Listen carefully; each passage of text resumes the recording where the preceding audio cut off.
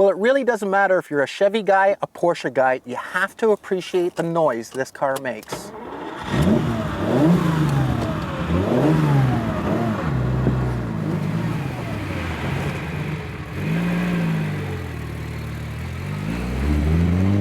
Well, at the Frankfurt Auto Show in 1969, they unveiled the Daytona Spyder, basically a convertible version of probably the sexiest Ferrari ever built.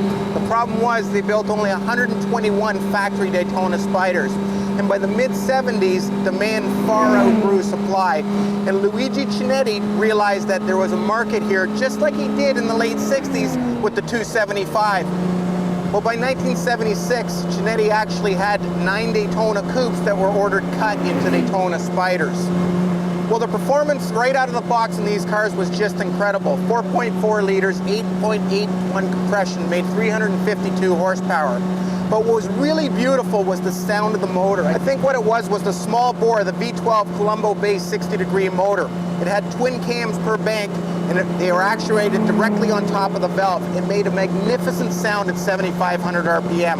And in race trim, these cars produced over 404 horsepower and were able to do over 200 miles down the Mulsanne Straight, the Daytona competition cars. The cars were fairly heavy cars at 3,600 pounds, and the steering was heavy, and the car really wasn't that nimble a car. But get on the open road like we are today, the car was just an unbelievable car to drive. It was truly one of the last GT cars ever produced. Restoration on this car is second to none. The paint is wonderful. In the door jambs, under the hood, everything has been detailed to the nines. The car is perfectly straight. Keep in mind these cars have aluminum doors, aluminum deck lid, and aluminum hood. A lot of work to make them right. The car has been sanded and polished. The car is absolutely stunning. The chrome work on the car, every piece has been replated. Have a look in the interior on this car. Every hide has been restitched to perfection. Now, a lot of the later Spyder conversion cars would not have had the correct steel inner wheel wells, or the pull-down shades coming from the visors, or the wider door post in front to make the chassis more rigid, or the correct trim on the doors.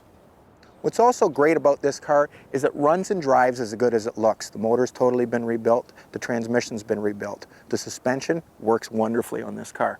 Now, not all cut cars are identical. This car is actually a NART car, which is a little different than the Straymans and the other cars that were cut later on. This car was cut in 1976. The value of these cars, if a Daytona Coupe is somewhere today in around the 250 range, a beautiful original Spyder, one of the 121 original cars, is worth somewhere around 700. This car has to fall right in the middle. Definitely more valuable than a coupe, definitely more valuable than the other cut cars, but not as valuable as one of the original cars. Any way you slice it, day like today, a car that runs as good as that car on a road like this is pure heaven.